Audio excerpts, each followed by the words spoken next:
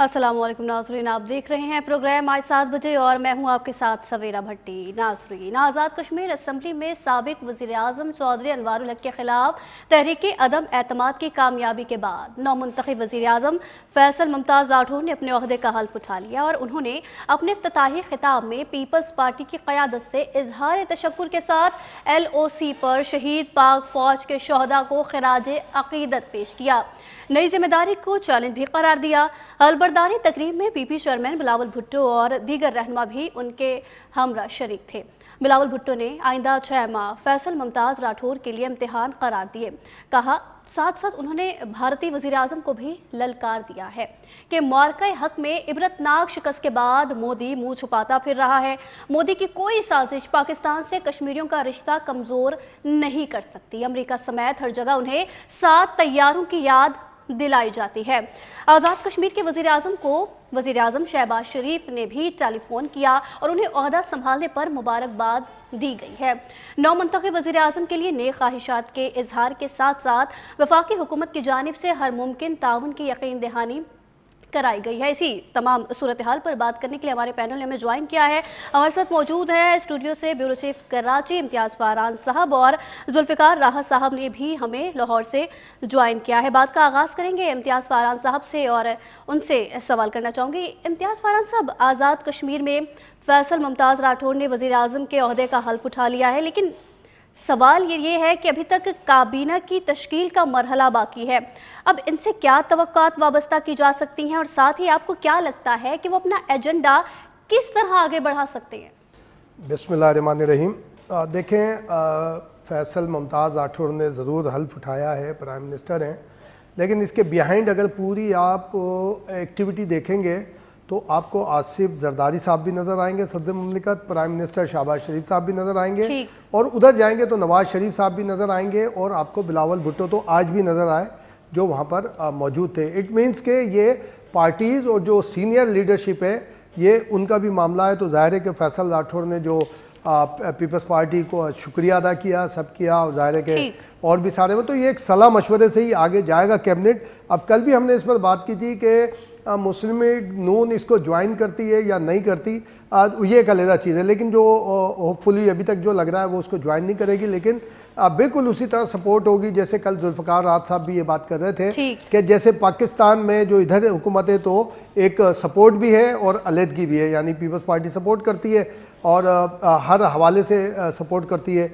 जो मुस्लिम लीग नून की गवर्नमेंट है। लेकिन अब जैसे LOC के ऊपर जो बात की थी फैसल राठौर साहब ने जो बात की, इसमें कोई दो राय नहीं है कि आज़ाद कश्मीर में जो हुकूमत होती है इस हवाले से उसका बहुत ज़्यादा कंट्रीब्यूशन होता है और उसी की वजह से बहुत सारी पॉजिटिविटी भी आती है और अचानक नेगेटिविटी भी आ सकती है। तो ये अच्छी कॉम्बिनेशन है कि और होपफुली इनके वालिद ने तो बहुत ज़ाहिर है कि एक आज़ाद कश्मीर के लिए काफ़ी काम किया है। फैसल राठौर जो हैं वो एक नई, आप कह सकते हैं कि टू यंग नहीं तो यंग कम से कम एक लीडरशिप आई है और उससे हम उम्मीद यही कर सकते हैं कि आज़ाद कश्मीर के हवाले से ये सारी चीज़ें होंगी। लेकिन मैं ये समझता हूँ कि हमें आज़ाद कश्मीर का नैरेटिव आगे बढ़ाना पड़ेगा। हुकूमत पाकिस्तान की जानिब से तो एक खारजा जो एक कश्मीर कमेटी बनी होती है, मैं समझता हूँ कि फैसल राठौर साहब को चाहिए कि वो हमारे रियासती इदारों, हुकूमत पाकिस्तान और ये जो हमारी कश्मीर कमेटी जो सीनियर लोग हैं उन पर मबनी एक कमेटी लाजमी बनाए जो इंटरनेशनली जो हमारा एक बयानिया है, हमारा मौक़िफ़ है, उसको कम से कम इस्टेब्लिश करें। पूरी दुनिया में एक बार बार वादा किया जाता है कि जितने हमारे सिफारत खाने ख़ासतौर पर 62 ममालिक में, वहाँ पर कश्मीर डेस्क कायम की जाएगी। अभी तक मेरी नॉलेज में नहीं है कि कश्मीर डेस्क, मुझे DG ISPR भी याद आ रहे हैं, आसिफ गफूर साहब, उन्होंने तो बहुत बड़े यानी उससे कहा था कि हम कश्मीर डेस्क बनाएंगे, लेकिन अभी तक नहीं। तो हमारा जो नैरेटिव है वो इस्टेब्लिश होना चाहिए कि देखें आप के जो हिंदुस्तान अगर UNO में गया था, क्यों गया था, किस लिए गया था, वो रिपीट होती है हर जगह, बार बार चीज़ें रिपीट होती हैं कि रेफरेंडम के हवाले से कि जनाब रेफरेंडम होना चाहिए वहाँ पर मकबूजा कश्मीर में, जो फैसला करें कि जी पाकिस्तान के साथ जाना है या हिंदुस्तान के साथ जाना है, ठीक। उधर नहीं हो रहा, लेकिन दूसरी जगह हिंदुस्तान जो है वो रेफरेंडम की बातें करता है। तो ये फैसल राठौर की जिम्मेदारी है, तमाम उमूर चलेंगे। ये जो आज़ाद कश्मीर का, हमारे जो ऑक्युपाइड कश्मीर का बयानिया है कि जिसमें खुद हिंदुस्तान गया था और वहाँ पे अभी तक वो इससे भाग रहा है, और हमें दुनिया को बताना चाहिए भागने का मतलब है उसको पता है कि किसी भी रेफरेंडम में मौके हक के बाद जो भारत को शिकस्त दी है पाकिस्तान ने, अब भारत मुंह छुपाता फिर रहा है। जैसे कि Bilawal Bhutto, chairman Peoples Party Bilawal Bhutto की जानिब से भी जवाब दिया गया जब आज़ाद कश्मीर के वज़ीर आज़म की हलबर्दारी की तकरीब के दौरान उन्होंने कहा कि ये जो भारत है हर जगह मुंह छुपाता फिर रहा है, हर जगह इसको 7 तैयारों की याद दिलाई जाती है। आप समझते हैं ये जवाब काफ़ी है भारत के लिए? देखिए, जब वो जवाब मांगेगा ना, इंशाल्लाह उसके अलावा भी जवाब उसको दिए जाएंगे, ऐसा नहीं है। मैं सिर्फ अपने जो हमारे देखने वाले हैं, सुनने वाले हैं, उनके ऊपर एक बात करूं कि बाद में जब ये हमारा ऑपरेशन बहुत सक्सेसफुली, अभिनंदन को भी तो हमें याद रखना चाहिए ना कि अभिनंदन में भी हमारे 2 पायलट शाहीनों ने काम किया था ना, और बहुत आगे जाके किया था। ये तो एक समझ लें कि कंप्यूटर वार भी थी और प्रैक्टिकल वार भी थी, जिसमें हमारा एयर मार्शल जो है वो खुद आसमान के ऊपर जाकर पूरे अपने शाहीनों को ऑपरेट कर रहा था। ये बात हम बार बार करना चाहिए कि वो खुद फील्ड के अंदर थे एयर मार्शल जो है, उन्होंने इस वजह से जो फाइटर थे हमारे, उन्होंने बिल्कुल लड़ा। देखिए, अगर हम इसको, हमें बार बार जब भी वो जवाब मांगेगा हम उसको जवाब देंगे, इसकी हमारे पास तैयारी है। और जब वो ड्रोन का अटैक आया था, आपने देखा पूरे पाकिस्तान में तमाम सरहदी इलाकों में, इंक्लूड सेन, हमारे सब, तो वहां पर कैसे हमने ताने शुरू कर दिए थे कि हिंदुस्तान के ड्रोन तो आना शुरू हो गए, इसके खिलाफ कुछ नहीं किया जा रहा। हमारे जितने फाइटर्स थे, जो हमारे स्ट्रेटेजी मेकर थे, वो साइलेंट पोजीशन में रहे। फिर आम बंदूकों से गिराया गया कि ये इसकी डिस्टेंस कितनी आएगी क्या, क्योंकि जो दुश्मन था वो हमारी इंस्टॉलेशंस को देखना चाह रहा था, वो हमारे इक्विपमेंट्स को करना चाह रहा था कि हम कहां से उसको हिट करते हैं और वो पलट कर वहां पे वार करे। तो वहां हमने एक स्ट्रेटेजी, पूरी दुनिया में अब स्ट्रेटेजी की जंग है। वेपन्स तो हैं अपनी जगह अहम, लेकिन वेपन्स से कहीं ज्यादा अहम जो है कि आप उन वेपन्स को यूज कब करेंगे, किस तरह करेंगे, किस एंगल में करेंगे। असल तो चीज ये है, उसमें जाहिर है कि हमने पूरी दुनिया में साबित किया है कि हम माशाल्लाह मौजूद हैं। और मैं समझता हूं कि मैं अगेन ये फैसल राठौर साहब से गुजारिश करूंगा कि एक वो हमारे आज़ाद कश्मीर का बयानिया, पूरी दुनिया में ये बात साबित की है। जैसा कि आपने भी कहा, भारत जग हसाई करवा चुका है, चाय भी हमने पिला दी, बड़ा नाज था मोदी को अपने राफेल तैयारों पर, वो भी पाकिस्तान ने गिरा दिए। आप क्या समझते हैं भारत कब अपने इन ओछे हथकंडों से बाज आएगा? आप मुझसे पूछें? जी जी इम्तियाज साहब। मैं तो देखें, अभिनंदन ने, जालिम ने कम से कम ये किया, हमारे यहाँ चाय के होटल बहुत खुलवा दिए उस चाय के बाद। आप देखें कदम कदम पे चाय के होटल, लाहौर में भी, कराची में भी। तो दोबारा चाय पीना चाह रहे हैं? दोबारा तो हम डिनर के लिए भी तैयार हैं कि डिनर में ज्यादा लोग होंगे, हम डिनर में भी तैयार हैं। और ये कोई खुदा न खास्ता, ये गुरूर तकब्बुर में नहीं, अल्लाह की हम्दो सना के साथ, अल्लाह पे फख्र करते हुए कि अल्लाह की मेहरबानी से इंशाअल्लाह हम जब भी ऐसा कोई मामला आएगा, हमें अपनी मुसल्लह अफवाज पे अब पूरा यकीन है, चाहे वो हमारे नेवी के जवान हो, चाहे हमारे फ़ज़ाइया के जवान हो, चाहे हमारी बड़ी फ़ौज के जवान हो, हमें पूरी तरह यकीन है कि किसको किस तरह जवाब देना है, अदब से देना है और किस तरह देना है, वो भी ये उनको बहुत अच्छी तरह पता है। और इंशाल्लाह हम तो ये नहीं कहते, हम तो कहते हैं हर मार्के में हम आपके साथ हैं, आप बिस्मिल्लाह करें, कोई ऐसी बात नहीं है। लेकिन साजिशों में हम आपके साथ, हम आप ही से हार कबूल करते हैं। आपकी चांकिया पॉलिसीज से, साजिशों से हम हार तस्लीम कर रहे हैं कि हम हारे, इस तरह की साजिश नहीं करेंगे। जो भी करेंगे ओपनली करेंगे, बता के करेंगे। हम प्रॉक्सी में नहीं आएंगे, अफगानिस्तान की तरह प्रॉक्सी में नहीं आएंगे, हम टीटीपी दहशतगर्दों की प्रॉक्सी की तरह नहीं आएंगे, हम और जो स्पॉन्सर्ड दहशतगर्द होते हैं उनकी तरह प्रॉक्सी में नहीं आएंगे, क्योंकि हमें अवाम की जान ज़्यादा अजीज है। हम अब जाते तो हमारे फाइटर बहुत अंदर जाके जवाब दे सकते थे, लेकिन ये रिकॉर्ड के ऊपर, इंटरनेशनल रिकॉर्ड के ऊपर सवेरा ये कन्वर्सेशन मौजूद है कि नहीं, ऐसी जगह हिट करना है जहां आर्मी इंस्टॉलेशन हो, जहां जो है फोर्सेस की इंस्टॉलेशन हो, जहां पर पब्लिक आएगी वहां पे किसी किस्म का कोई जवाब नहीं देना। वो तो हमारे लाहौर और कराची की उन्होंने हमारे किमाड़ी की तस्वीरें चला दी थी कि जनाब हम तो वहां पहुंच गए। तो ये काम कम से कम हमने नहीं किया। झूठ में, साजिशों में हम ना आगे आए हैं ना आएंगे। हम ना झूठ में और साजिशों में आगे आए हैं और ना ही आएंगे। बिल्कुल इम्तियाज साहब, पाकिस्तान के बच्चे बच्चे की जानिब से यही कहा गया जब ये मुआरका हक की बारी आई कि पाकिस्तान का बच्चा बच्चा जज्बा ईमानी लेकर पैदा हुआ है। अगर हमसे टकराएंगे तो पाकिस्तानी अफवाज के साथ, पाकिस्तानी अवाम भी पाकिस्तानी अफवाज के साथ खड़ी थी और भरपूर जवाब देना जानती है पाकिस्तानी अफवाज, जो कि मार्का हक में हम दे भी चुके हैं।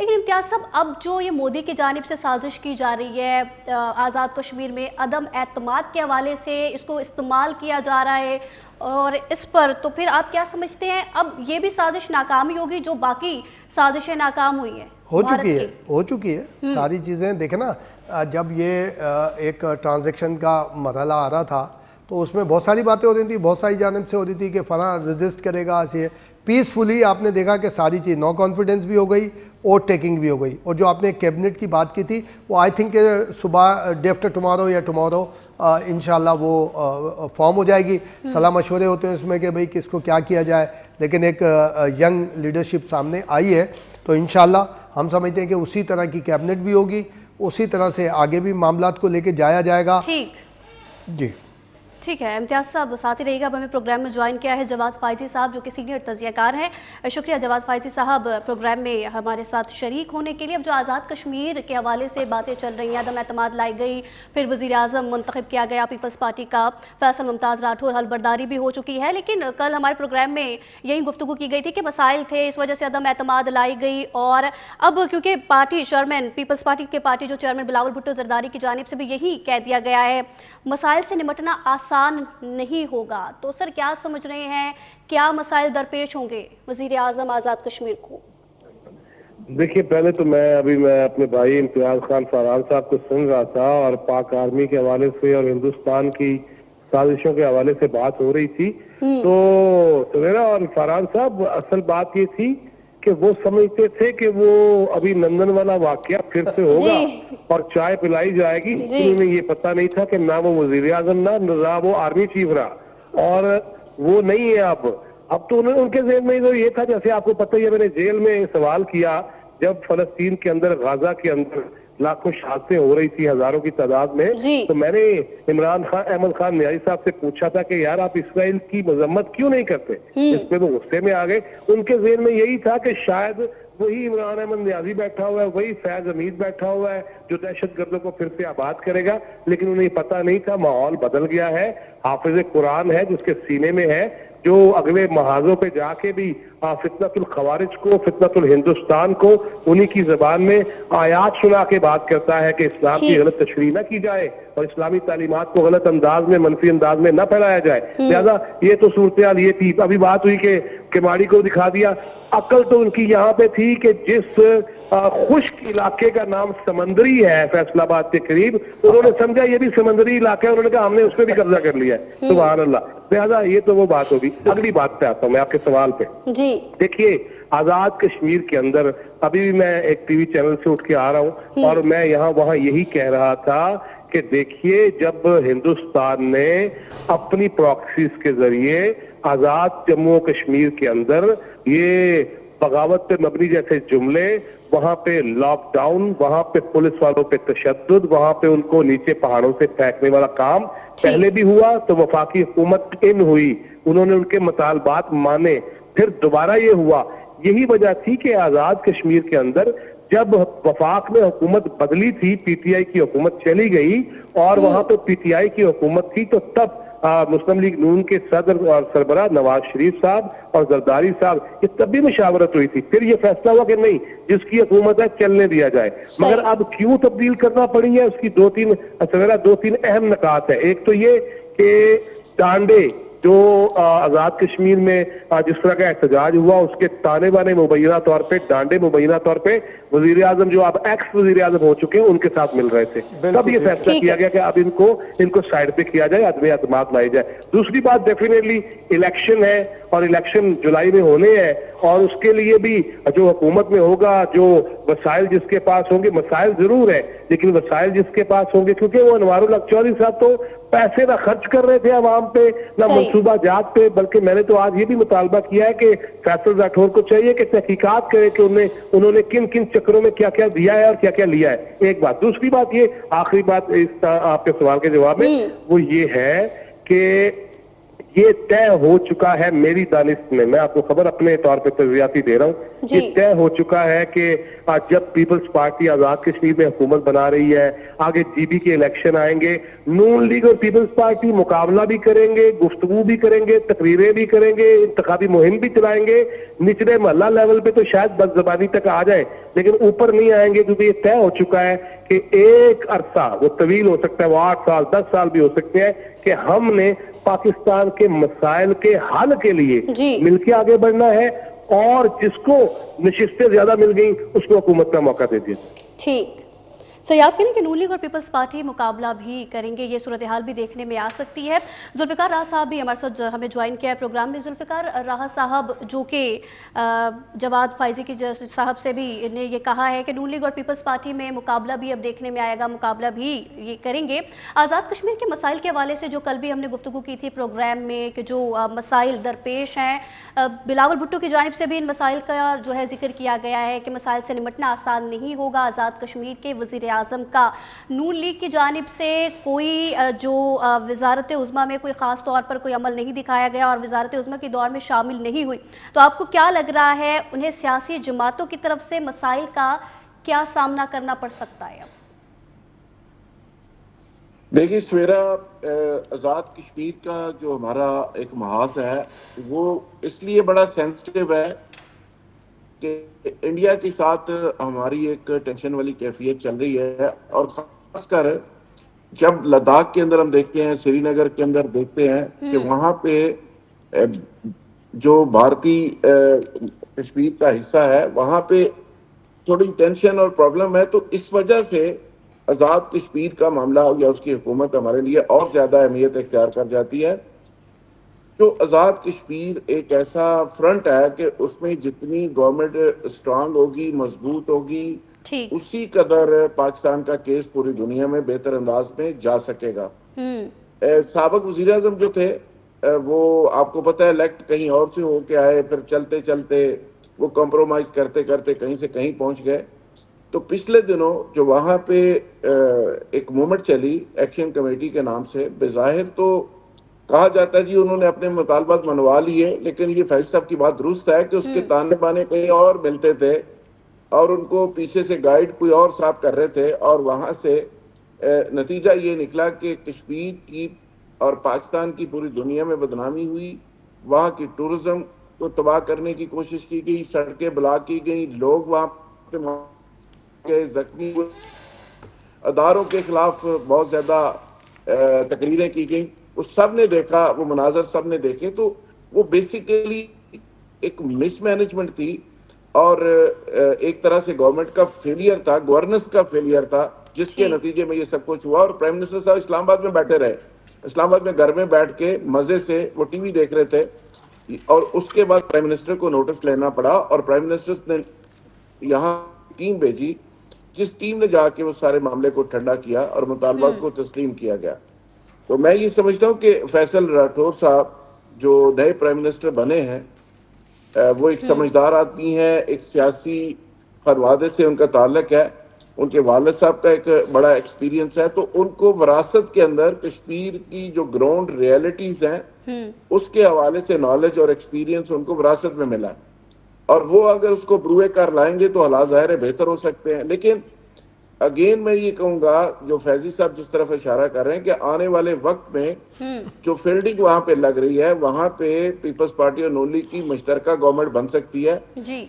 और इस हवाले से तैयारियां अभी से मुकम्मल है, और ऑन ग्राउंड वहां पे जो फील्डिंग लगी हुई है वो भी यही बता रही है कि ये एक मखलूत गवर्नमेंट होगी जिसमें पीटीआई कम अज कम वहां पे नजर नहीं आ रही मुझे। ठीक है जुल्फ़िकार साहब, आपका पॉइंट आ गया है। जवाद फैजी साहब, आप जानते हैं भारत प्रोपेगेंडे का कोई भी मौका हो, कोई भी सूरत हाल हो, अपने हाथ से नहीं जाने देता। अब गुज़िश्ता दिनों की जो सूरत हाल है उस पर भारत की जानिब से जो दश्तनाम तराजी की गई है, आप क्या समझते हैं नए वज़ीर आज़म की तरफ से मोदी सरकार को क्या पैगाम गया होगा? किस वज़ीर आज़म की जानिब से? फैसल राठौर की जानिब से? मैं समझ नहीं सका सवाल, मुझे आवाज क्लियर नहीं थी। हेलो जी जवाद फैजी साहब, आपको आवाज आ रही है? जी अब आ रही है, मुझे फरमाइएगा ठीक है, दोबारा जवाब दोहरा फैजी साहब, दीजिएगा। भारत कोई भी प्रोपेगेंडे की कोई सूरत हो, कोई मौका हो, हाथ से नहीं जाने देता। गुज़िश्ता दिनों की बात कर लें, गुज़िश्ता दिनों की जो सूरत हाल थी उस पर भारत ने इल्ज़ाम लगाया, जो आज़ाद कश्मीर में मामलात हुए, दशनाम तराजी की गई भारत की जानिब से। अब इस नए वज़ीर आज़म की जानिब से भारत को क्या पैगाम गया है? देखिए, ये सारे प्रोसेस से भारत को ये, हिंदुस्तान को ये और फितरतुल हिंदुस्तान को ये पैगाम चला गया है कि पाकिस्तान के अंदर आप लाख कोशिश कर ले, लेकिन ये मुतहद है। कुछ अंदरूनी सहूलतकार होते हैं और हुकूमत आखिर किसकी थी? ये वही सहूलतकार है ना। जब हमारे जवान जो शहीद होते हैं उनकी मैयतें उठाई जाती हैं, उनको फील्ड मार्शल, वजीर आजम और दीगर लोग कांधा दे रहे होते हैं, तो यार मैंने पहले भी एक दफा कहा था कि ये पिंकी पीरनी ने महात्मा न्याजी साहब को जनाजे में नहीं जाना, बाकी सब भी न्याजी बन गए हैं, ये भी नहीं जाते। लिहाजा इसी किस्म के सहूलतकार जो है वो आजाद कश्मीर में भी मौजूद है और वो भी वहाँ दंगा फसाद, वहाँ खलफशार, वहाँ पाकिस्तान से नफरत के हवाले से चंद जुमले कह के और उसको फटाफट वायरल कर दिया जाता है। मैं ये समझता हूँ कि हिंदुस्तान का प्रोपेगेंडा और ये सोशल मीडियम के जरिए जो प्रोपेगेंडा किया जाता है या उनके मीडिया के जरिए किया जाता है, मैंने पहले ही बता दिया ना, जो समंदरी नाम से ही समझ लेते हैं इलाका समंदर में होगा, तो उनकी अकल पे और क्या किया जा सकता है। लिहाजा दूसरी जानब मैं ये भी कहूंगा कि आजाद कश्मीर में फिर से हुकूमत बनी है। फैसल राठौर साहब से जिस तरह जुल्फ़िकार राज साहब फरमा रहे थे, उम्मीदें हैं, वो सियासी खानदान है। अगरचे आज तक जो आजाद कश्मीर की तारीख है उसमें दो ही तहरीकियात में अतमाद पहले आई थी, एक सरदार अतीक साहब के हवाले से और एक में फैसल राठौर साहब के वालिद साहब के खिलाफ आई थी और वो फिर कामयाब हो गई और वो वज़ीर आज़म न रहे। लिहाजा सियासत में पुराना ताल्लुक है उनका। और इसके साथ साथ ये वाज़े मैसेज चला गया बिलावल भुट्टो जरदारी की जानिब से, वाज़े मैसेज चला गया मुस्लिम लीग नून और पीपल्स पार्टी के इकट्ठे बैठने से, वाज़े मैसेज चला गया वज़ीर आज़म पाकिस्तान जनाब शहबाज शरीफ की तरफ से, सदर मुमलिकत की तरफ से, कि हिंदुस्तान के किसी भी मजमूम प्रोपेगेंडे या साजिश का जवाब दिया जाएगा। और देर कर दी मेहरबान आते आते, लेकिन हमने अच्छा किया, एक वाज़े मैसेज चला गया, क्योंकि तहरीकी अदम एतमाद के हवाले से भी उन्होंने बड़े इस तरह की प्रोपेगेंडा शुरू किए थे कि देखें अदम इस्तेहकाम का शिकार है आजाद कश्मीर भी, पाकिस्तान भी। लिहाजा उसका हमने जवाब दे दिया कि नहीं, सारा कुछ स्मूथली हो गया है, अमन अमान के साथ हुआ है, कोई दंगा फसाद नहीं है। और जिस किस्म की चीजें पंजाब के अंदर आज जो मेरे सामने खबरें आ रही थी कि सोशल मीडियम पे अगर कोई मुल्क के खिलाफ, इदारों के खिलाफ हर्जा सराई करेगा और मजहब का नाम लेके या सियासत का नाम लेके, वो 31 लोगों के ट्वीट्स या व्हाटएवर सोशल मीडियम पे जो भी उन्होंने तरीका अपनाया, किस किस प्लेटफॉर्म पे 31 पर्चे हो गए हैं और मुकदमात दर्ज हो गए हैं। मैं समझता हूँ कि ये आजाद कश्मीर, गिलगित बल्तिस्तान, कराची हो, पेशावर हो, लाहौर हो, कोयटा हो या दीगर इलाके हो, शहर हो, ये मैसेज चला गया है कि अब काम हो गया सख्त। लिहाजा चवल नहीं मारनी, लिहाजा उलुल यलूलियां नहीं चलेंगी और लिहाजा बोंगियां नहीं चलेंगी और मुल्क के खिलाफ नफरत नहीं चलेगी। ठीक है, आपने ये भी कहा कि फैसल राठौर से उम्मीदें हैं, वो अच्छा काम करेंगे। साथ ही रहिएगा, मोहम्मद नौशाद अली साहब ने भी प्रोग्राम में हमें ज्वाइन किया है। और नौशाद साहब, आज़ाद कश्मीर में फैसल मुमताज़ राठौर की जानिब से वज़ीर आज़म की हल्फबर्दारी हो गई है, उन्होंने हल्फ उठा लिया, लेकिन अभी काबीना की तश्कील का मरहला बाकी है। क्या उम्मीदें वाबस्ता की जा सकती हैं इनसे? बिस्मिल्लाहिर्रहमानिर्रहीम। देखिए, यकीनन जो वज़ीर आज़म, अब वैसे तो ये इस जो असम्बली है इसके चौथे वज़ीर आज़म हैं, लेकिन यकीनन 3 वज़ीर आज़म जो है वो तब्दील हो चुके हैं, तो उसका जो मेन मकसद यही है कि बेहतर से बेहतर काबीना आए और वो लोगों को डिलीवर करे। ये जो इस वक्त तहरीक अदम एतमाद की जिसे कह लीजिए कोशिश पीपल्स पार्टी ने इसलिए की है कि पीपल्स पार्टी ये चाहती है कि आइंदा इंतखाबात जो इसके हो रहे हैं 6 माह बाद जब इंतखाबात हों, तो वो इस अरसे में वो काम करके दिखाएं जिसका वादा उन्होंने किया था। और दूसरी बात यह है कि ये जो प्रॉब्लम कश्मीर में आ रही है, आजाद कश्मीर में मुसलसल एक बार नहीं 2 बार ऐसे मामलात हो चुके जिसके अंदर खून खराबा भी हुआ, जिसके अंदर जो है कश्मीर बंद रहा, और ये जो चीजें की जा रही हैं जिसके बारे में अभी हमारे दोस्त जो है वो रेफर कर रहे थे कि इसमें भारत समेत जो दूसरे एलिमेंट इन्वॉल्व हो जाते हैं, तो इन सब चीजों के ऊपर अब जो है ना पहले सरफे नजर कर लिया जाता था, कुछ थोड़ा लीनियंट व्यू था, लेकिन अब रियासत ने ये फैसला कर लिया है कि जो इस किस्म की जो लल्ले तलल्ले हैं या इस किस्म के मामलात हैं वो नहीं किए जाएंगे। हर सूरत में जो है ना आवाम को डिलीवर किया जाएगा, और अगर कोई शख्स जो है वो लीनियंसी दिखाता है और पॉलिटिकली वो अपनी जिसे कह लीजिए कि अपनी वो स्ट्रेंथ नहीं रखता जो उसकी होनी चाहिए, वो यानी उस ओहदे को जस्टिफाई नहीं करता, तो फिर उसके लिए 6 माह पहले भी अगर तहरीक अदम एतमाद लानी पड़ेगी तो वो लाई जाएगी और लाकर निजाम को तब्दील किया जाएगा ताकि लोगों को जो है ना वो डिलीवर किया जा सके।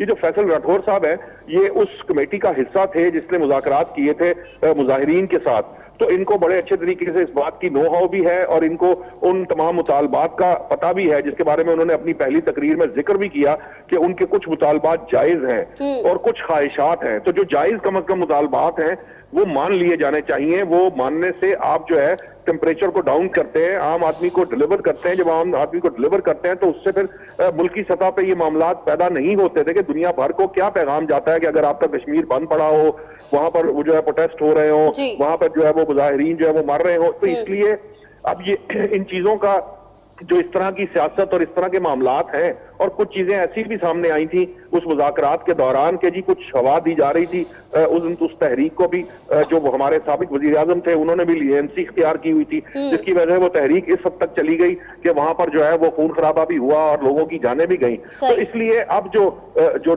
तय किया गया है वो ये है कि अब जो है इस मुल्क के अंदर, पाकिस्तान के अंदर, रियासत पाकिस्तान के अंदर डिलीवर किया जाएगा, सख्त कवानीन बनाए जाएंगे, रियासत अपनी रिट कायम करेगी और हर सतह पर वो रिट कायम करके रखी जाएगी ताकि जो है ना मुल्क को आगे बढ़ाया जा सके, उसकी तरक्की की राह में जो रुकावटें हायल है उनको खत्म किया जा सके। Chairman Peoples Party Bilawal Bhutto की जानिब से भी ये कहा गया है कि मसाइल दरपेश होंगे आज़ाद कश्मीर के वज़ीर आज़म को, और कहा आइंदा 6 माह के लिए ये इम्तिहान होंगे फैसल राठौर के लिए, इस पर क्या कहेंगे?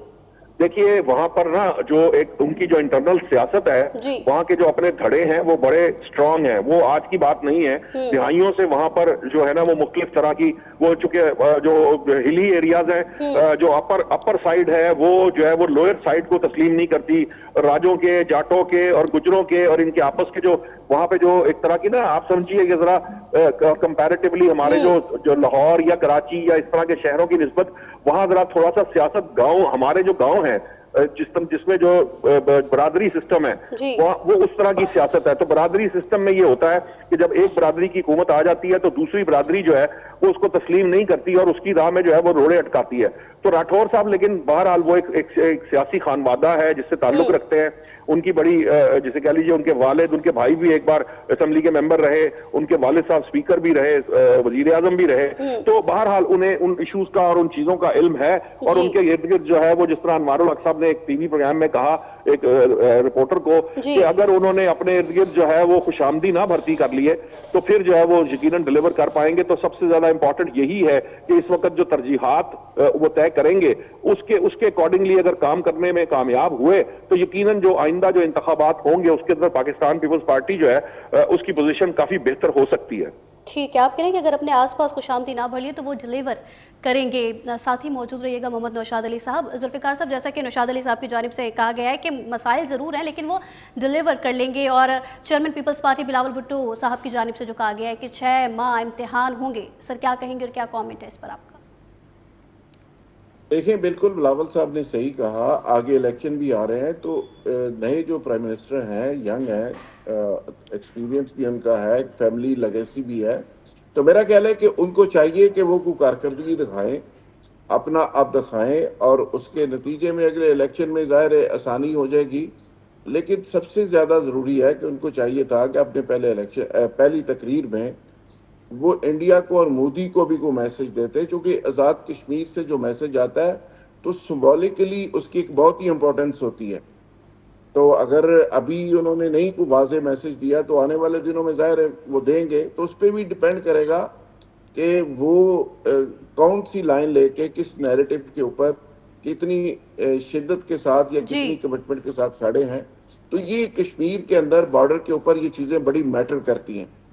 तो ओवरऑल तो जाहिर है सियासतदानों के पास गलती की गुंजाइश शायद 2025 में बिल्कुल नहीं है। 2025 में शौर की सत्ता क्या है, पूरी दुनिया ग्लोबल विलेज बनी हुई है, 8.5 करोड़ 9 करोड़ लोगों के पास मोबाइल हैं, सारे के सारे लोग एक एक सेकंड को मॉनिटर कर रहे हैं और विद इन सेकेंड आपकी चीजें जो है वो पूरी दुनिया में स्प्रेड हो जाती हैं।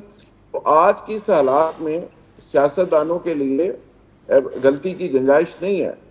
तो मेरा ख्याल है कि उनको बिलावल साहब ने सही कहा कि उनको वार फुटिंग पे ऊपर काम करना चाहिए, और जो साबिक वजीर आजम वहां पे गवर्नेंस का एक मॉडल छोड़ के गए हैं उसके अंदर इंप्रूवमेंट आएगी तो जाहिर है कुछ चेंज और तब्दीली लोग महसूस करेंगे। ठीक है जुल्फिकार साहब, आपके सियासतदानों के लिए गलती की गुंजाइश नहीं है।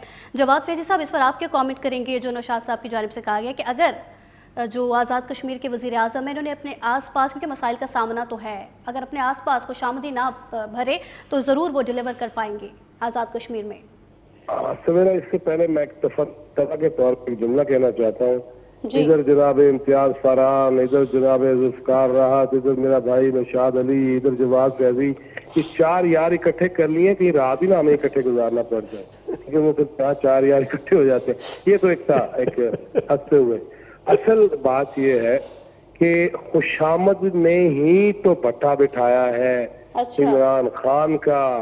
वो कभी वक्त था जब जनाब नवाज शरीफ का, कभी वक्त था जब जनाब जरदारी का, और वो समझ गए। और ये खुशामद ही है जो मल्ले के मौलवी को भी अल्लामा बना देती है, हालांकि उसने दरस निज़ामी नहीं किया होता, शेखुल हदीस नहीं होता। ये खुशामद ही है जो एक मेरे जैसे साथी को चार तारीफें कर देते, वो भी समझता है मैं बहुत बड़ा जो है वो तजियाकार बन चुका हूँ। ये खुशामद जो है ना, ये सबसे बड़ा जहर है। और अनवारुल हक चौधरी ने अगर ये बात कही है तो वो इससे खुद गुजरा है। वो खुशामद में ही तो सारी जिंदगी गुजार गया, ये इतना वक्त गुजार गया। लिहाजा उसने एंड पे ये समझा कि ओहो, मुझसे वो काम भी नहीं हो सका, मुझसे यहाँ अकल नहीं आ सकी, मुझे यहाँ फहम नहीं थी, मैंने ये क्या कर दिया। सोचता भी रहा इमरान खान की तरह के बड़ा कुछ करना है, लेकिन खुशामद या फिर वो पीछे फयाज अमीर की तरह के जो है वो क्लब डांसर्स को जो है वो मुर्शद बनाने वाले। लिहाजा ये सारी चीजें खुशामद का ही चक्कर है। बहुत अच्छा मशवरा दिया है, और मैं समझता हूँ कि राठौर साहब को बिल्कुल फूंक फूंक कर कदम रखना चाहिए। 6 महीने की वजारत उज़्मा की जो वो कीमत अदा कर चुके या उन्हें करनी पड़ेगी, उसमें इन्वर्टेड कॉमास, लिहाजा उसमें उनको बड़ा फूंक फूंक के कदम रखना पड़ेगा। वजीर आजम का टाइटल तो मिल गया, लेकिन उन्हें अब अपनी हरकत से, उन्हें अपने आमाल से, उन्हें अपनी पॉलिसी से, उन्हें अपने इम्प्लीमेंटेशन से, उन्हें इंसाफ के साथ और तंदुही के साथ, दिलजोई के साथ अगर वो काम करेंगे तो बाप का नाम भी मजीद बढ़ा जाएंगे और पीपल्स पार्टी का काम भी बढ़ा जाएंगे। वरना फिर तो वोटर तो है, आपको पता है वोटर जो है वो गाली भी दे देता, छितर भी मार देता। बिल्कुल, वज़ीर आज़म का टाइटल तो उन्हें मिल गया है, उन्हें इंसाफ के साथ अब काम करना पड़ेगा। प्रोग्राम में वक्त हुआ एक ब्रेक का, और ब्रेक के बाद हम बात करेंगे अक़वाम मुत्तहिदा की सलामती काउंसिल में अमरीकी सदर ट्रंप का 20 नुकाती गज़ा अमन मंसूबा मंजूर कर लिया गया है। साथ रहिए।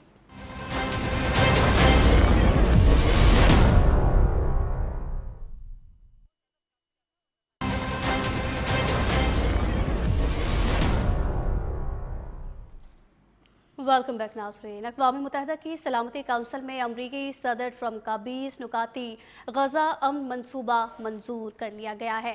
पाकिस्तान समेत 13 अरकान ने करारदाद के हक में वोट दिया। चीन और रूस ने वोटिंग में हिस्सा नहीं लिया। मुआहदे में गज़ा में इस्तेहकाम फोर्स की तैनाती और हमास को गैर मुसल्लह करने के नुकात भी शामिल किए गए। बोर्ड ऑफ पीस गज़ा की अबूरी इंतजामिया से मिलकर तामीर नौ की निगरानी करेगा। अमरीकी सदर ने अमन मंसूबे की मंजूरी पर पाकिस्तान और दीगर ममालिक से इजहार तशक्कुर भी किया और ऐलान किया कि बोर्ड ऑफ पीस की सरबराही वो खुद करेंगे, जबकि बहुत जल्द बोर्ड मेंबरान का ऐलान भी कर दिया जाएगा। सलामती काउंसिल में पाकिस्तानी मंदूब आसिम इफ्तिखार ने अमन मंसूबे का खैर मकदम कर दिया है। उन्होंने गजा से इजरायली फोर्सेस के इनखला पर जोर देते हुए आज़ाद फ़लस्तीनी रियासत के क़याम को नागुज़ीर करार दिया। अज़म जाहिर किया कि हमारा मकसद गजा में मासूम फ़लस्तीनियों का कत्लेआम रोकना है। दूसरी जानिब इस मामले के अहम फरीक हमास और फ़लस्तीनी तंजीमों ने सलामती काउंसिल में गजा मंसूबे की हिमायत में करारदाद मुस्तरद कर दी है। करारदाद को गजा पर बैनुल अक़वामी सरपरस्ती को तसल्लुत करार दिया गया और हमास ने तो करारदाद मुस्तरद कर दी। ताहम फ़लस्तीनी अथॉरिटी ने अक़वाम मुत्तहिदा की करारदाद का खैर मकदम करते हुए उसे तारीखी साज पेशरफ्त करार दिया है। फ़लस्तीनी अथॉरिटी की वजारत खारजा के मुताबिक करारदाद गजा में मुस्तकिल जंगबंदी, इंसानी इमदाद की रसाई की जमानत भी देती है। करारदाद फ़लस्तीनी अवाम के हक, खुद इरादियत, आज़ाद और खुद मुख्तार रियासत के क़याम की आलमी तौसीक है। वजारत खारजा ने करारदाद पर फौरी अमल दरामद की ज़रूरत पर जोर दिया और उम्मीद जाहिर की कि गजा में मामूलाती ज़िंदगी की बहाली और शहरियों का तहफ़्फ़ुज़ यकीनी बनाया जा सकेगा। इस सारे मामले का जायजा लेंगे और अपने पैनल में शामिल तजियाकारों से उनकी राय जानेंगे। जुल्फ़िकार साहब, सलामती काउंसिल में गजा अमन मंसूबा तो मंजूर हो गया है, लेकिन सवाल यह है कि इन सब नुकात पर अमल दरामद करने के लिए कितनी मुश्किलात का सामना करना पड़ सकता है? अब देखिए, सलामती काउंसिल और यूएनओ का जो रोल ओवरऑल रहा है माजी के अंदर, तो वो बिल्कुल ही बड़ा मायूस कुन और बड़ा तकलीफ दे रहा है। वहाँ पे आपको पता है कि कश्मीर का मसला भी 1948 के पड़ा हुआ है। इतने सालों से वो मसला भी बिल्कुल सरखाने का शिकार है। इसी तरह फ़लस्तीन का मामला, गाजा की जो सूरत हाल थी, उस पर भी बिल्कुल जैसे हमारी ओआईसी एक मुर्दा घोड़े की तरह बिहेव करती रही, इसी तरह यूएनओ भी सोई रही। फिर ट्रंप साहब जब जागे और इसराइल को जब जरूरत पड़ी तो फिर यूएनओ भी एक्टिव हुआ, फिर सेक्रेटरी साहब भी एक्टिव हुए, फिर करारदादें भी तैयार हो गई, फिर वहां पे मुलाकातें भी हो गई, फिर हम सब ने वहां पे जाके हाजिरी भी दी। तो अभी भी डिपेंड करता है कि आगे चल के इसके ऊपर अमल दरामद कैसे होगा। जिस तरफ आप इशारा कर रही हैं, ये $1 बिलियन क्वेश्चन है कि ये इसकी एग्जीक्यूशन कैसे होगी। अब तक की जो सूरत हाल है वो बड़ी डेंजरस है और बड़ी खौफनाक है। मिसाल के तौर पे जिस तरह ये अमन मंसूबा पेश किया गया, शर्म शेख के अंदर हमने भी जाके सपोर्ट किया, वहां पे और भी मुस्लिम ममालिक गए, ट्रंप साहब ने भी बड़ी वहां पे बढ़ के मारी, लेकिन उसके एक ही दिन बाद, बल्कि उसके दौरान ही वहां पे फलस्तीनियों को जिस तरह बमबारी करके इसराइल ने वहां पे शहीद किया, बच्चों को, बड़ों को, बेचारे अपने टूटे फूटे घरों को पहुंचे थे, तो किस तरह वहां पे बमबारी की, किस तरह उन लोगों को दोबारा बेदखल करना शुरू कर दिया। तो वो साथ साथ ये कैसे हो सकता है कि एक तरफ आप जुल्म भी करें और दूसरी तरफ आप अमन की भी बात करें, जुल्म रहे और अमन भी हो, ये कैसे मुमकिन है? हो नहीं सकता। तो अब भी वहां पे हमास की रिजर्वेशन उसी तरह है, गाजा के लोगों की उसी तरह है, और हमने ये इस करारदाद को ज़ाहिर सपोर्ट भी कर दिया है, लेकिन आने वाला वक्त इसका फैसला करेगा कि इसके हकायक क्या सामने आते हैं। लेकिन एक तरफ जुल्म भी किया जाए, फिर अमन की बात भी की जाए। हमने ये भी देखा कि दो बड़ी ताकतों चीन और रूस ने वोटिंग में हिस्सा नहीं लिया। सर, उन्होंने वोटिंग में हिस्सा नहीं लिया, जबकि चीनी सफीर ने कहा है कि करारदाद फलस्तीनी हुक्मरानी के असूलों की अक्कासी करती है और गजा फलस्तीनी अवाम का है, जो है वो किसी और का नहीं है। ये चीन और रूस की जानिब से कहा गया। इम्तियाज साहब, ये आपसे सवाल है कि ये सब कहा गया चीन और रूस की जानिब से, अलबत्ता पाकिस्तानी मंदूब आसिम इफ्तिखार ने तो मंसूबे का खैर मकदम किया है। पहले तो मैं अपने यार जवाद फैजी से कहूँगा कि फैसल राठौर के अब्बा से ताल्लुक़ है, अब वो फैसल राठौर की तरफ कन्वर्ट कर दें ताकि उसको सलाह मशवरे दें और वो आगे सही तरीके से चले। मुमताज़ राठौर से मेरे ख्याल है हमारी पूरी टीम को शिफ्ट होके अब फैसल को पैटर्नाइज करना चाहिए। दूसरा, जो गाज़ा की बात की ना सवेरा आपने, गाज़ा देखें, एक तो शिकस्त इसराइल की ये हुई है कि इसराइल की उसके ऊपर जो एक सुपरवाइजरी वो करना चाह रहा था और कह रहा था कि एलिमिनेट करके मैंने आना है इधर, तो उसकी तो सुबकी हुई है, वो तो हार गया। अब उसके ऊपर आगे बात कर सकते हैं कि हमास किस तरह से गैर मुसल्लह की जाएगी, हो सकेगी या नहीं हो सकेगी। और दूसरी फ़लस्तीन, जो फ़लस्तीनी जमातें हैं जिन्होंने इसको रिजेक्ट किया है, उनको कैसे इस पर राज़ी किया जाएगा या साइलेंट किया जाएगा। अगर वो नहीं होते तो इसका मतलब है कि वहाँ पर एक सूरत हाल थोड़ी सी टेंस रहेगा, ऑपरेशनल रहेगी सूरत हाल। लेकिन जो बोर्ड वाली बात है, बोर्ड की फॉर्मेशन के बाद बहुत सारी चीज़ें सामने आ जाएंगी। गाज़ा जिस जगह पे वाक़ है, फ़लस्तीन, पूरे फ़लस्तीन में बैतुल हलाम और ये उन सब की अपनी अहमियत है, लेकिन गाज़ा की जो अहमियत है वो ख़ास तौर पे जो पूरी दुनिया को ऑयल की सप्लाई, तकरीबन 70% दुनिया को ऑयल की सप्लाई का वो रास्ता है, नहर सुइस के हवाले से भी कह सकते हैं और दूसरे। और हमेशा से गाज़ा पे कंट्रोल का मामला रहा है कि गाज़ा पे कंट्रोल करके, इसराइल के तो बहुत ख्वाहिश रही थी शुरू से कि वहाँ पे उस मामले को पूरा, वहाँ की आमद और रफ्त को भी कंट्रोल किया जाए, और ये अमेरिका की भी ख्वाहिश थी। तो मैं समझता हूँ ठीक है, जो चाइना और रूस की बात की आपने कि उन्होंने वोटिंग में हिस्सा नहीं लिया, देखें डिप्लोमेसी के बहुत सारे रास्ते होते हैं, ये पार्ट ऑफ डिप्लोमेसी है कि कभी ज़रूरत पड़ी हमें तो चाइना खड़ा हो सके, रशिया खड़ा हो सके, और सारी चीज़ें। आपको याद होगा फील्ड मार्शल मिस्र, जॉर्डन और पूरे अरब ममालिक का एक विजिट किया। उसके साथ साथ प्राइम मिनिस्टर जो हमारे शहबाज शरीफ हैं उन्होंने भी विजिट किया था। इस वक्त अगर आप देखें अरब और अजम उनका गाज़ा के हवाले से एक प्लेटफॉर्म पर है, और अजम के हवाले, अजम वाली साइड पर अब टर्की उसको लीड कर रहा है, वो by the advisory of Pakistan आप कह लें, और दूसरी तरफ हमारा सऊदी अरब से एक माहिदा मौजूद है। तो ये सारी चीज़ें, हम इसको हौसला अफजा हमें यकीनन कहना चाहिए कि कत्ले आम से जो मुसलसल एक चल रहा है मामला, उसके मुकाबले में ये एक अच्छा 20 नुकात हैं। 20 नुकात में 6-7 ऐसे हैं कि जिस पर बहुत बहस भी हो सकती है, जिसे हम एंटी फ़लस्तीन भी कह सकते हैं सब, लेकिन आगे मामला कम से कम बढ़ेगा इससे। और बोर्ड की जब तश्कील होगी जो इसकी निगरानी करेगा तो उस पर होगा। लेकिन जहां ये इसराइल के हाथ से गया गाज़ा, इसराइल उसके ऊपर कब्जा चाह रहा था, तो मैं बदकिस्मती से ये भी कहूँगा कि इस नुकात की कामयाबी के बाद भले उसे फ़लस्तीन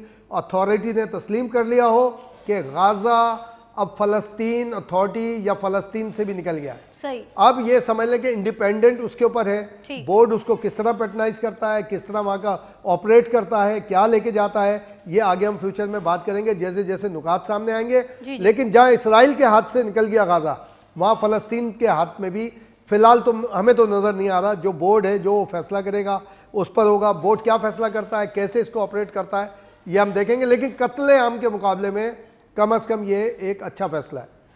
ठीक है, इम्तियाज़ साहब आप कह रहे हैं कि इजराइल के हाथों से निकल गया गाज़ा। जुल्फ़िकार साहब, जो ये बात की गई है इजराइल के हाथों से निकल गया गाज़ा, जवाद साहब, जुल्फ़िकार साहब ने भी यही बात की कि एक तरफ जुल्म किया जा रहा है और दूसरी तरफ जो है वो अमन की बात की जा रही है। इस तरीके से ये काम नहीं चल सकता। अब जो इम्तियाज़ साहब ने कहा है कि इजराइल के हाथों से तो गाज़ा निकल चुका है, सर दो बड़ी ताकतों चीन और रूस की जानिब से करारदाद में हिस्सा नहीं लिया गया, और पाकिस्तानी मंदूब आसिम इफ्तिखार ने इस अमन मंसूबे का खैर मकदम किया है। आपके क्या कमेंट है, क्या राय है इस पर? देखिए, इसमें मुख्तसरन मैं यही कहूँगा, पहले तो मेरे भाई जुल्फ़िकार राज साहब ने और इम्तियाज़ फरान साहब ने खुलासा बयान कर दिया, उसके बाद तो उस पर गुफ्तगू नहीं बनती। अगली बात ये कुछ चंद बातें ऐसी की गई। देखिए, हम कोई मामाए इस्लाम है, हम कितनी दूर बैठे हैं, अहले अरब करीब है, बॉर्डर उनके हैं, हम अपना इस्लामी फर्ज इस खूबी से निभा रहे हैं। हमने आज तक इसराइल को तस्लीम नहीं किया, हमारे डॉक्यूमेंट पासपोर्ट इसराइल जाया नहीं जा सकता, हम इससे ज्यादा क्या करें हम। हाँ, अगली बात, पाकिस्तान का जो कलीदी किरदार है, अभी इम्तियाज फराज जो कह रहे थे ना, देखिए एक मेयर फैक्ट्री है यूएन जनरल असेंबली के मौका पर और वाशिंगटन के अंदर, एक तरफ प्राइम मिनिस्टर ऑफ पाकिस्तान, एक तरफ फील्ड मार्शल पाकिस्तान, एक तरफ नायब सदर अमेरिका और एक तरफ अमेरिकी सदर बैठा है। वहां पे ये बात होती है, वहां पे ये वाजे कर दिया गया कि हिंदुस्तान के साथ हमारी लड़ाई में हम फाते हैं, और बार बार, अब मेरा ख्याल है 65 बार अमेरिकी सदर डोनाल्ड ट्रंप ये कह चुका है कि पाकिस्तान में अमेरिका इंडिया के इतने प्यारे मार गिराए। तो उसके साथ साथ ये बता रहे हैं कि कुछ ड्रोन जो है वो इसराइल के भी आए थे पाकिस्तान के अंदर, हमने डिपोर्ट कर दिए हैं, हमें सब कुछ पता है। जब वो ईरान पे हमलावर हुआ, फिर भी ये अंदर खाते पूरी दुनिया को पता है ईरान के पुष्टिबान कौन था। ये बात तो बड़ी क्लियर हो गई। दूसरी बात वो ये कि अगर ये ना होता, जितनी हलाकतें, जितनी शहादतें, जितना जुल्म, जितनी सफाकियत छोटे छोटे बच्चे, मासूम खवातीन और बच्चे और हामला खवातीन के साथ जुल्म और फिर पैदा होने से पहले शहीद हो जाने वाले बच्चे, ये कोई रोक ही नहीं रहा था। रोक लेते ना, मैं तो समझता हूँ कि सही कहा जुल्फिकार राहत साहब ने कि वो आई थी मुर्दा घोड़ा बनी हुई थी। और भाई हकीम नूरुद्दीन के कुश्ते अपनी जात के लिए खाते रहे, इस्लाम के लिए नहीं खाते रहे, किसी कौम के लिए नहीं खाते रहे सारे अहले अरब। लिहाजा अब अगर पाकिस्तान इसमें आया है, उसकी दाग बैठी है, ये मुआहदे की बात है। और ये भी पूरी दुनिया को पता है कि सारे मामले में पाकिस्तान उस नजरों से खड़ा है। और बकौल इम्तियाज खान फरहान कि डिप्लोमेसी के कई रास्ते होते हैं, ईरान और रशिया हो या चीन हो, हमारे उनके साथ भी रास्ते हैं। जब जहां जो होगा, जिस तरह हम अफगानिस्तान के तालिबान के साथ कर रहे हैं, टीटीपी के साथ कर रहे हैं, फितरतुल हिंदुस्तान फितरतुल खवारिज के साथ कर रहे हैं, रास्ते भी बैठ रहे हैं, पूरी दुनिया को भी बता रहे हैं। लिहाजा हमें ये मौका मिला और पाकिस्तान पूंजी है जिसने ये बता दिया कि इसराइल के हवाले से तमाम हुकूमतें अक़वाम भी सोच रही हैं, देख रही हैं, बयान कर रही हैं, एहतजाज कर रही हैं। और भी ट्रंप साहब करके देख लेते हैं, नहीं करेंगे तो रशिया हमेशा जिंदाबाद। ठीक है जवाद फैजी साहब, आपका पॉइंट आ गया। जुल्फिकार साहब, आपने कहा कि एक तरफ जुल्म और अमन की जो आपने बात की, बैनुल-अक़वामी फोर्स की तैनाती का मंसूबा तो हमास की जानिब से मुस्तरद कर दिया गया है। आप इस पर क्या कहेंगे? बैनुल-अक़वामी फोर्स की तैनाती गजा में, फ़लस्तीन में, आप इसे दुरुस्त समझते हैं? क्योंकि वो कह रहे हैं कि इजराइल फरीक बन जाएगा फिर। देखें, एक चीज तो इम्तियाज फरहान साहब और फैजी साहब ठीक कह रहे हैं कि इजराइल वन स्टेप पीछे गया है, लेकिन अब देखना यह है कि पाकिस्तान का इस सारे मामले में रोल क्या होता है और इस्लामी मुआलिक मिलके इजराइल के जुल्म को और उनकी जारहियत को रोकते कैसे हैं। तो ये इसकी एग्जीक्यूशन पे डिपेंड करेगा कि ये जो एग्रीमेंट हुआ है ये फ़लस्तीनियों के लिए, फ़लस्तीन की रियासत के लिए, हमास के लिए और मुसलमानों के लिए कितना बेहतर साबित होता है, या फिर अगर आगे जाके जो ट्रंप का एजेंडा लग रहा है कि वो इजराइल को रेस्क्यू कर रहा है, नेतन्याहू को फैसिलिटेट कर रहा है, तो अगर उस चीज का कहीं पे कोई मुसलमान ममालिक हिस्सा बनते हैं तो ये एक बहुत बड़ा डिजास्टर होगा। लेकिन ये आने वाला वक्त साबित करेगा कि तारीख इस सारे मामले को किस तरह से देखती है। आप कह रहे हैं ये आने वाला वक्त साबित करेगा, और आपने अरब ममालिक के हवाले से भी बात की कि रोल प्ले क्या किया जाता है। सर, हमने जब से गज़ा और फ़लस्तीन का ये मामला हुआ है, मज़म्मतें तो सुनते हुए हम आए और मज़म्मतें ही देखी गई हैं। इसी पर बात कर रहे थे, हमारे गेस्ट हमारे साथ मौजूद थे, ब्यूरो चीफ कराची इम्तियाज़ फरहान साहब, जुल्फिकार राहत साहब भी प्रोग्राम में हमारे साथ शरीक थे, सीनियर तजियाकार जवाद फैजी साहब और नौशाद मोहम्मद अली साहब ने भी हमें प्रोग्राम में ज्वाइन किया था। आप चारों के वक्त का शुक्रिया। प्रोग्राम के आखिर में आपको ये भी बताएं कि कराची में शहरियों को सफ़र करने में शदीद मुश्किलात का सामना भी करना पड़ रहा है। रोज के औकात में मिनटों का सफ़र घंटों में तय होता है, जिससे शहरियों को शदीद अजियत का सामना करना पड़ रहा है। कराची के इस दरीना मसले को हल करने के लिए हुकूमत सिंध के इक़दाम जारी हैं, जबकि सूबाई हुकूमत ने कराची के शहरियों के लिए आइंदा हफ्ते डबल डेकर और नई ईवी बसें चलाने का फैसला भी कर दिया है। उम्मीद है डबल डेकर और नई ईवी बसें आइंदा हफ्ते कराची पहुंच जाएंगी। जबकि सिंध के सीनियर वजीर शर्जील इनाम मेमन की ज़ेर सदारत एक इजलास हुआ, जिसमें उन्होंने ये कहा है कि कराची के अवाम के लिए डबल डेकर का रूट शुरू किया जाएगा, जबकि ईवी बसेस के नए रूट भी शुरू करने का कहा गया है उनकी जानिब से। और उन्होंने कहा कि आइंदा माह तक ईवी टैक्सी सर्विस शुरू करने का इरादा है। मजीद ये भी कहा कि रवां माली साल मजीद 500 बसें लाने का भी ऐलान किया है। उम्मीद है कि डबल डेकर बसें ट्रैफिक जैम का मसला हल करने में भी मददगार साबित होंगी, क्योंकि दो मंजिला बसों में आम बस के मुकाबले में ज़्यादा मुसाफिर सफ़र कर सकेंगे, जिससे वक्त की बचत के साथ साथ शहरियों को आरामदेह सफ़र भी मुयस्सर हो सकेगा। इसी के साथ दीजिए प्रोग्राम से सवेरा भट्टी को इजाज़त। अल्लाह हाफिज़।